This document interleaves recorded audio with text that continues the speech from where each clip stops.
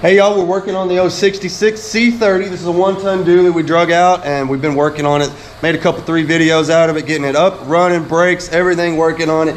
And we're doing wiring today, but I didn't want to bore you guys with just an old boring wiring video, so I thought we'd throw in a little painting. Check this out. Doing a little 2-tone action here. We're going to go kind of an orangey color on the bottom, and then we'll do white top. We'll come around here. I'm going to change the mirrors. They're going to go white. I know some of you guys are going to probably hate that. You like the chrome, but if you look over here on the other side, it's in pretty bad shape. So I think my only option is to go ahead and paint these. So we'll be stripping these down and painting them white. And then up front, we will have a white grille and headlights, bezels and everything like that. I think that'll look really good. It's going to kind of take it back to the factory. This thing started out as orange. As you can see up in here in the firewall, this did start out as an orange truck. Now, I don't know its exact origin. Some of you guys were thinking maybe this used to be an old U-Haul. And, you know, you might be right. You can actually see right inside of here where the 2-tone, you know, that's the 2-tone there. We had the white top and then orange down here. And then it's like somebody came along and painted over the white with orange. So, I mean, I don't know exactly what we got going on here. You can see it used to be white up there, and then maybe went to orange after that. I don't know, but typically along this line here is where the color should split, I do believe. So that's what we're going to do here. We'll split the color right here, go white up top and kind of an orange at the bottom. Now what we're going to do is, after we're done, we're going to clear this, and then we're going to kind of dull it down so it's not quite so shiny. The bad thing about shiny paint is that it shows up all the dents. Can you guys see the dents there? Yeah, it just kind of magnifies them. So what we'll do is we'll dull it down. What I want to do is kind of make it look like it's an old paint job, even though it's obviously brand new. Yeah, I don't want to keep the paint all overly shiny and new looking. I want it to look like an old paint job that's survived many years. I've already prepped and sanded all of this. We're not getting super carried away with it, y'all. Y'all seen me paint cars before. We did this one over here. We stripped it down to bare metal, did endless hours of body work, patch panels, priming, blocking, you name it, man. I've got about 500 hours into this car so far, and we're not doing that on this one, but we are going to make it cool nonetheless. If you guys missed my motorcycle videos where I dug that old bobber out and got it all straightened out and sold it, man, that thing was awesome. And we're going to kind of do the same thing on this one when it comes to the paint. The same technique. So if you guys missed that, where I painted that old bike and how it turned out, man, you should really go check out that video, because I'm pretty proud of how that turned out. And I'm going to do the same thing on this. By the time it's all said and done, I don't think we'll have maybe 75 bucks into this. This is all Walmart spray paint, y'all. And don't get me wrong, this is the good stuff. The old Rustoleum, it's never let me down. Pull the valve stem out, kind of an old painter's trick.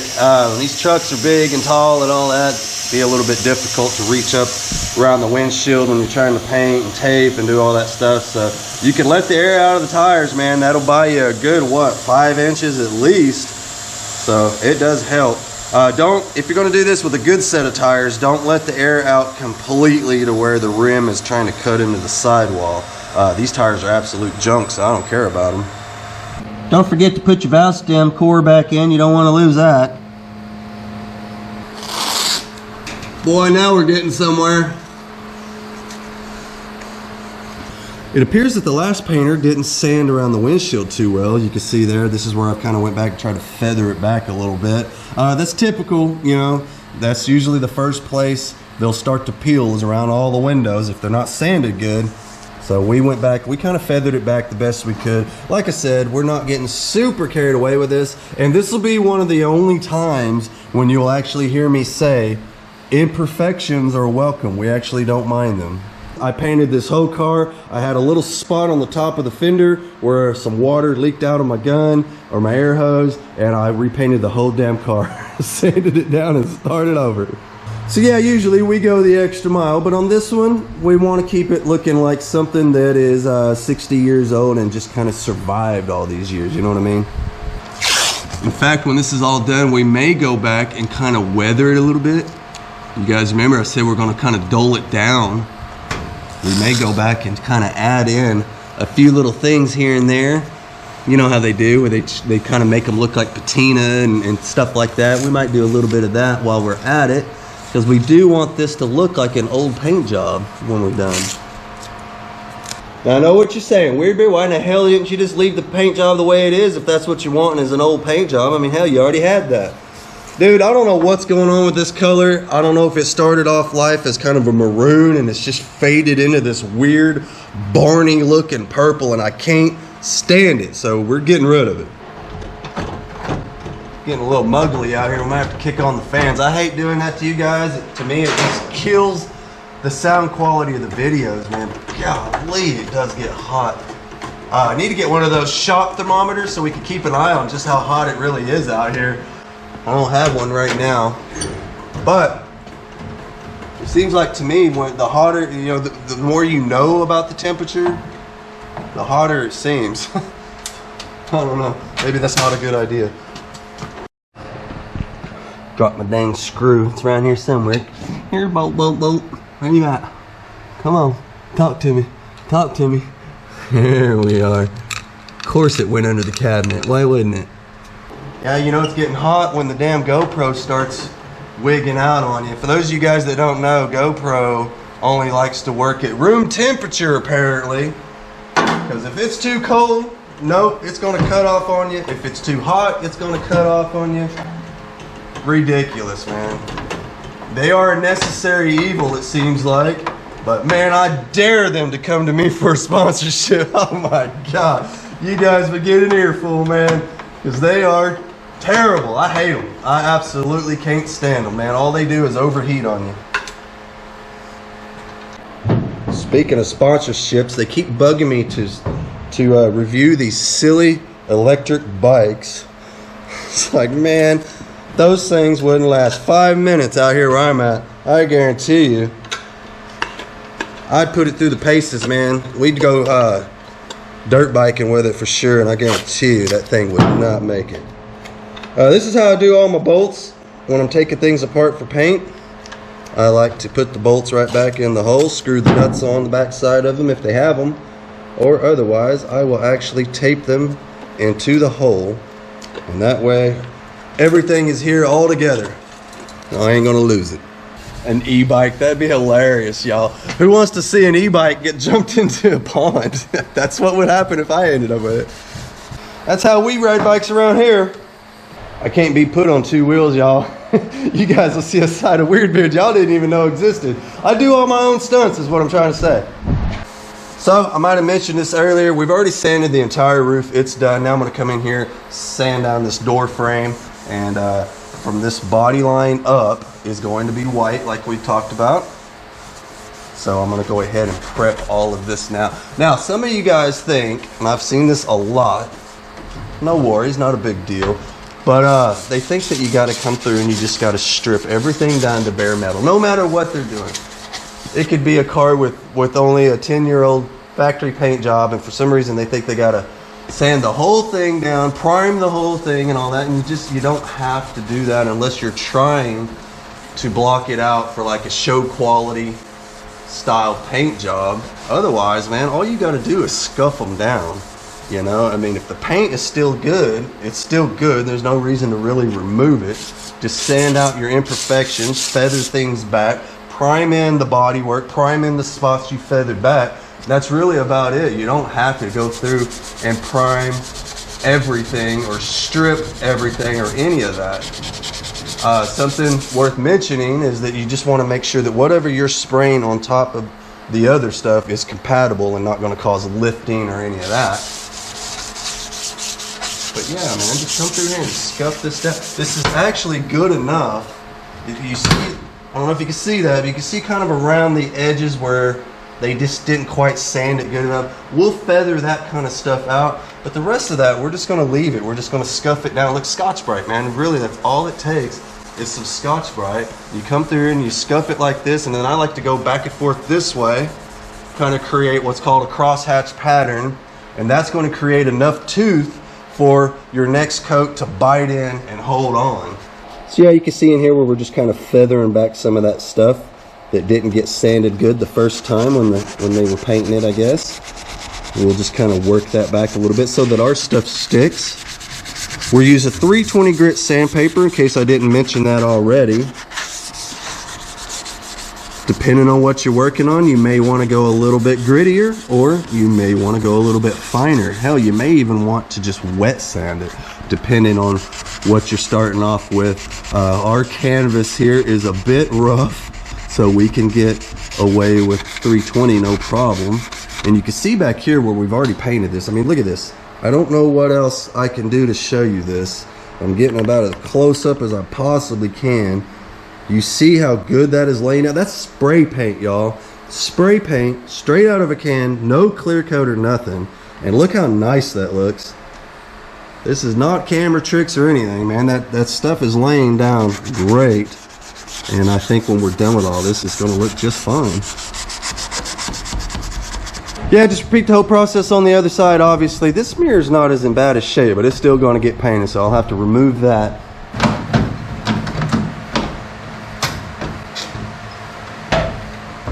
Fighting me, y'all.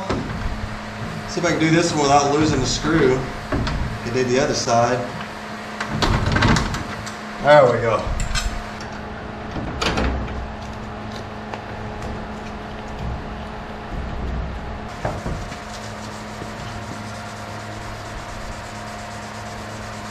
Messing around trying to get this windshield wiper off.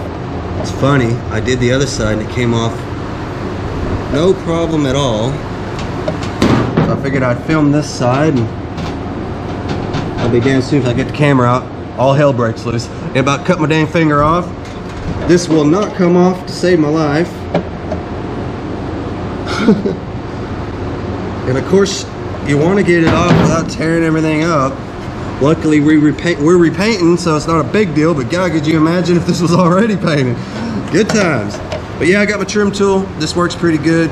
Getting kind of around this. Now the thing is you can't put it all the way in there, because then you'll be prying against the thing that this actually clips onto. So you got to kind of catch the edge of it, and you have to pull this forward both at the same time. There, finally. Good grief, only took 30 minutes. Yeah, if you were trying to do that with it already painted, you'd probably want to put a little protective tape around that for sure. So yeah, you can see where we've been sanding all through here. We've been trying to kind of burn down to that orange paint all around, mostly on the upper surfaces, you know, the part that the sun kind of beats down on. That'll be the part that we might kind of go back and sand back through our new paint down to some of this older stuff, just to give it kind of an older look. When I did that all the way around, you can see, went ahead and just kind of sanded all the primer and that weird Barney purple colored paint off, as much of it as possible, all the way around. And you know what, man, I'm drenched with sweat. It's about almost 100 degrees. It's about 96 degrees outside, which probably put it about 100 degrees in here. And you know what, I'm gonna go in and take a break, but before I do that, I'm going to paint a panel. That's the cool thing about doing this spray paint stuff. You can kind of do it one panel at a time with it being this solid color. There's no metallics or anything, so easy enough, man. So what I'm gonna do is I'm gonna go ahead and paint this door, and then we're gonna go in the house and take ourselves a little break, and then we'll come back out here and do some more. How about that? Okay, y'all, so we've already gone through. I've wiped everything down with my spray-away glass cleaner, some lint-free Scott paper towels. I use this stuff. I've been using it for years and years. It's unsponsored. They don't pay me to say this, but this stuff works great for a pre-paint prep wipe. You know, you just put it on there, wipe it off, you're good to go. It doesn't leave any kind of residues or anything, and it's cheaper than most of your metal preps and things like that. And man, I've been doing this for years and years. I know professional painters that paint Harleys and all kinds of stuff. They've done it using this stuff, and it's fine. It works out perfectly. I've never had an issue with it, so maybe give that a try sometime. You want to save a few bucks, I guess. I don't know. It's up to you. But here we go. I've already wrapped everything up. I went ahead and threw a little paper down both sides. I don't want overspray going out on my fresh stuff I already painted, or the area that I'm not going to paint till later on. Like I said, we're going to go in the house, take ourselves a little cool down, rehydrate. It's extremely hot out here, and we don't want to have a heat stroke messing with this stuff, right? So right through here, that little body line, I know we talked about it earlier. In case you missed it, that is where our color is going to separate and create our two-tone. That part up there is all going to be white, in case you missed it. So spray painting's pretty easy, y'all. You just want to go through, give yourself a little, what they call a tack coat. And this right here is going to get really nice and sticky. And it's going to allow the next coat, which will be much heavier, it'll have something to stick to, and that'll help keep from having runs. I'm going to get this set aside. Not really sure why I'm holding on to that. Anyway, yeah, man, first coat, tack coat, kind of light.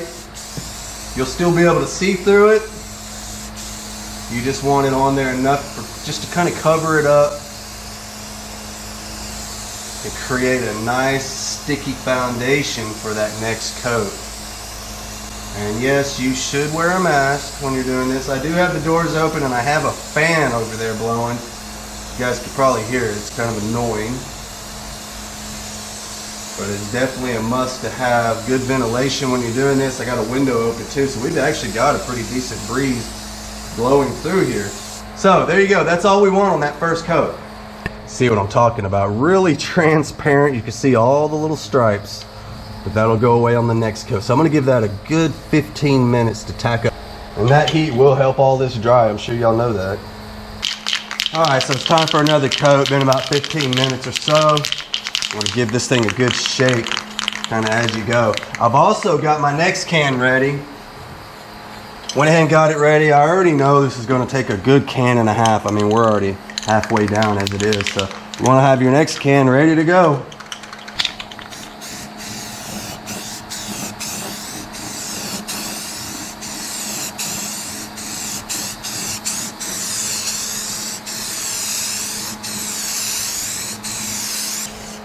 I was always taught when you're painting that you want to put it on exactly the way you want it to look. So if you want it to look shiny, you need to get that on here. But you got to find that middle ground, because the last thing you want is a bunch of runs. And I'm sure we'll end up with one or two here and there. It kind of, that's how it goes sometimes. But you see how we're keeping this wet. We're not getting out too far ahead. On the second coat, we want good coverage. And because we put that tack coat down first, that'll help us with the runs, because this stuff has something to hang on to now. It's got a nice sticky surface to hang on to. So I can kind of hammer it on here and not have to worry too much. I mean, you got to be mindful, you know, the whole time. That's okay. You can see I'm getting I'm putting it on there. That's going to help it lay down nice. Minimize our orange peel, you know. For those of you who don't know what orange peel is, that's where the surface, a fresh paint job has kind of a roughness to it. Kind of just looks like the peeling of an orange rind. And we want to minimize that as much as possible. And you do that by getting it on here, you know what I mean? We don't want all that splotchiness either, which is typical of spray painting, especially a big panel like this. You could have all that weird splotchiness, you know, that you get. I know, we've all been there. As you can see, I mean, we're really hammering this on here. I'm keeping my can moving, but I'm giving it enough time to build up too. But not so much that we're going to end up with a bunch of runs all over the place. And I feel this can getting really light. So that's why we've got our next can shook up and ready to go.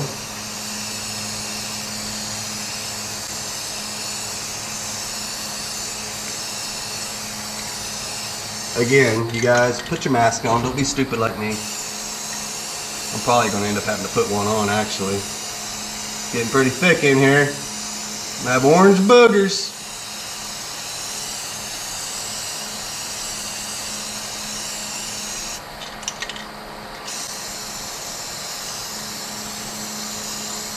Going on there nice, though. This stuff, man, I'm impressed. This is unsponsored content. So we bought this paint with our own money, so I can say whatever the hell I want to about it. And I'm here to tell you, this Rustoleum, it's laying down, man. This is great. very impressed with the way this paint is laying down on here. Nice and smooth, especially considering how hot it is out here. When you're spraying in the heat like this, you run the risk of this stuff basically drying as it comes out of the can. There goes that one. That's all right. We already got this next one ready to go. Give it a little shake there. Here we go. Oh, nice. Oh, you gotta love a fresh can. Something about a fresh can. Boy, it just sprays so much better than when you get down to the end, you know.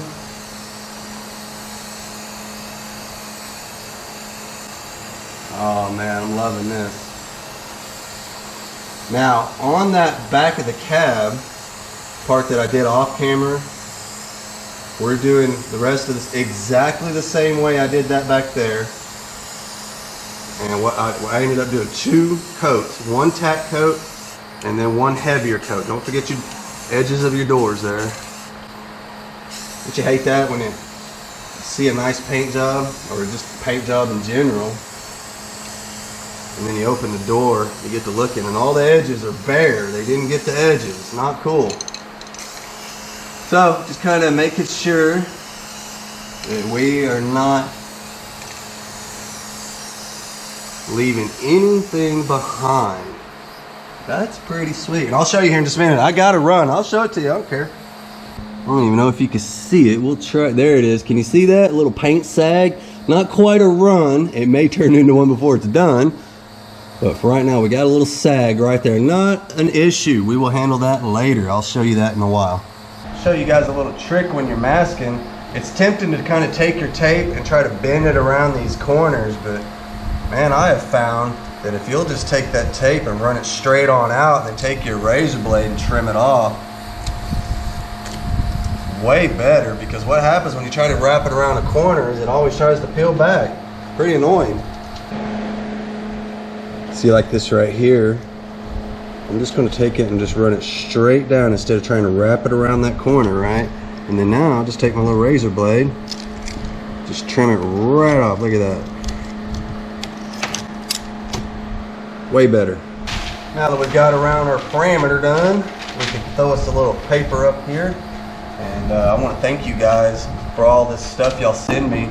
This paper, all this tape, sandpaper, you name it, man. This is all from you guys, and I do appreciate it because you've made all this possible. Without you guys, I wouldn't be able to do any of this. I wouldn't be able to afford just to do something like this like on a whim. You know what I mean? And you guys make it possible. And it's fun. It really is. This is a lot of fun out here messing around like this, and know that I'm not dipping into the old grocery money, you know what I mean? So you guys are awesome, man. Very much appreciated. Trim off the bottom here.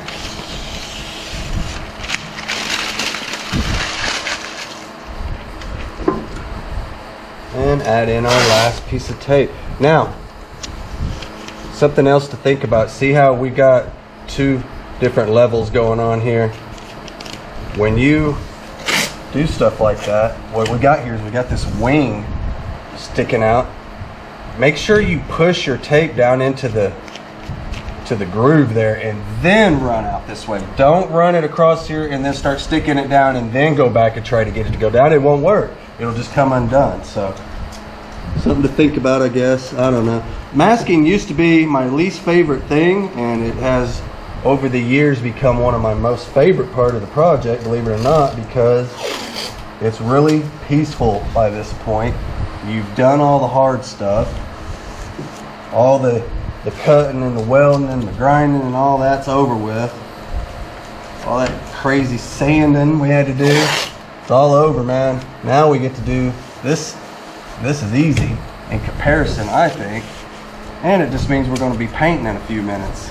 And we all know that's fun, right? Shoot ya, man. Painting, that's the funnest part, but it takes like 90% of the work just to get it ready for the paint, you know?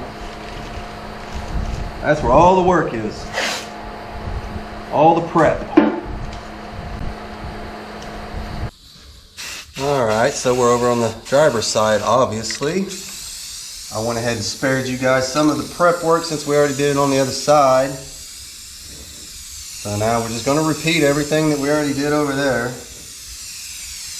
Kind of boring, I know. I know some of you guys like seeing this, so why not? Why not? We'll show it, I don't care.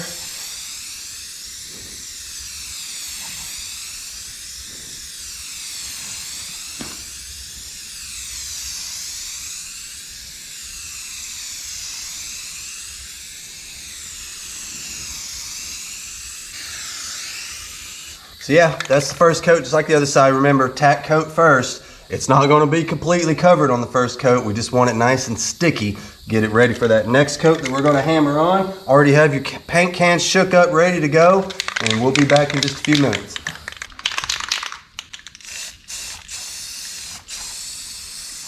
Well, you caught me. We're on the second coat,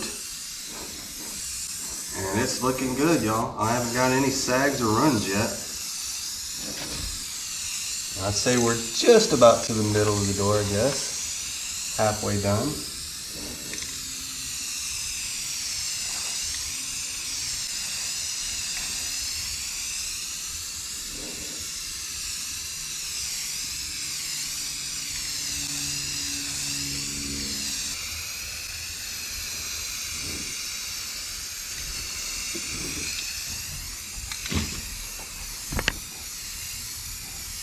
If you're wondering how far away I'm holding the paint can from the surface, in case you can't tell, I'd probably say 8 to 10 inches seems to work pretty dang good. And I just try not to get too far ahead of myself, you know what I mean? That's kind of important. Just kind of keep it wet, but not so crazy that it wants to run off into the floor. So it's kind of it's a dance, you know, and you're only going to figure it out by doing it. So I can sit here and explain this stuff till I'm blue in the face. But the only way you're ever going to really figure this stuff out is you just got to get out there and do it. You got to make some runs, man. The only way you're going to figure out how not to make runs is to make runs. As funny as that might sound. So believe me, I've had my fair share of them. But you know, a run or a paint sag or any of that is not the end of the world, especially on a color like this. This is pretty forgiving, this color is. And I know some of you may be like, what do you mean? Well, it's a light color, it's bright. So when the sun hits it, man, it's just gonna blind you is all that's gonna happen. You'll be hard pressed to really see any imperfections unless you look at it under artificial lighting. That's when things will show the most. But outside, hell no, man, you ain't gonna see nothing. It's gonna look nice and shiny and all that. So the main thing is just get it on there. You want it covered up, man. You don't want anything showing through, you know. And I think we got it. Well, hell, I said we was going to go in the house and take a break, but I think while that dries, I'm going to come out here and mess with this old parts truck, see if we can't find some wiring for that thing. I need a harness that goes out underneath the hood. So I've got this old 65 sitting out here. This is a 65 short bed. Check this out in case you've never seen it before. I've showed it on the channel, but it's been a long time ago. This thing is chopped. It's got a 3-inch chop top on it. That's why that little section's been spliced in, and it's also got a 3-inch section taken out of the body. In other words, 3 inches of the body has been taken out of it. So altogether, between the chop and the sectioning, we've removed 6 inches out of the body of this truck. So she's definitely going to be slammed by the time we do the body drop and everything on it. But you can see we got a short bed, and if you don't like the step side, well, we got a short wide hiding out over here in all the poison ivy. There we go. A pretty decent short wide bed. Now my plans are to someday actually build this truck, but not yet. We got a few other things we got to do, and I think what I'm going to do now is just rob some parts out of it. Now I was noticing that wiring harness that we need is actually right here, it looks like. Hey, on some billet. Well, that definitely doesn't belong in here, does it? Old billet grill. But yeah, you see that plug right there? with the big giant spider web all over it. That's what we need, I do believe. And it looks like there's all kinds of other stuff in here we could use. I don't know. Got an instrument cluster. That's the one that actually goes in here. No ignition switch. I'm not sure if we'd even be able to find an ignition switch in here somewhere. Maybe we can. We'll keep looking. There's that copper tube we need for the oil pressure gauge. Look, there's the oil pressure gauge. Ours was leaking. It had that old nylon tube in it, and it just wasn't no good. So maybe we can rob this one. I don't really know. So yeah, lots of good stuff in here. Look at those seal plates. These are chrome. Maybe we could shine those up. Those go right there. This thing's got brand new rocker panels and everything in it. I'm gonna have to get in here and clean this out, man. This has a perfectly good floor, but not for long if I don't get that taken care of. So maybe we should just get in here and clean this out right now and find out whatever parts we need and get them back to the shop.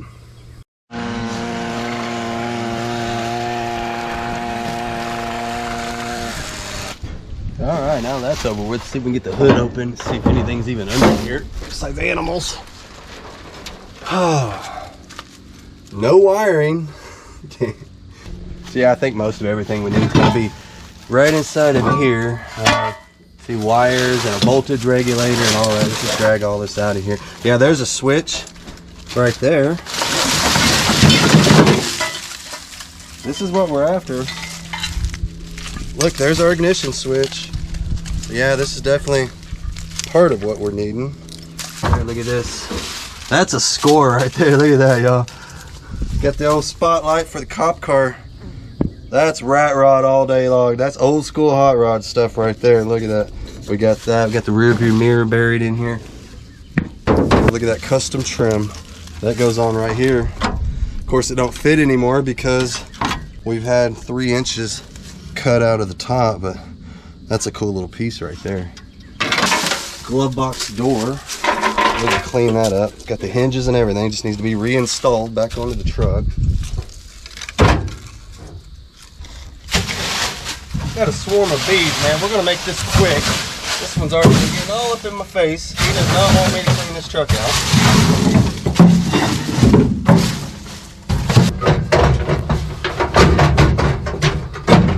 There we go.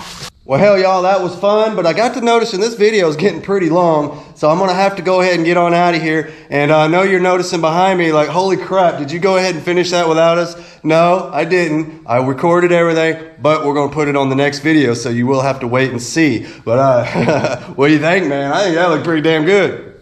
Not bad for some spray paint that you could buy down at the old Walmart. I mean, dude, anyway, we'll get more on that on the next video, and I'm going to take you through all of it, so don't worry. Everything we're going to do on the paint, you're not going to miss any of it, but I am going to have to leave you hanging for now. You guys, I appreciate everybody watching. Please like, share, subscribe, man. It really, really helps the channel. If you think you're subscribed, go back and check and make sure, just in case YouTube unsubscribed you. I don't know why they do that, but they do. So I'd appreciate it if you would check on that. Till next time, I'll see y'all.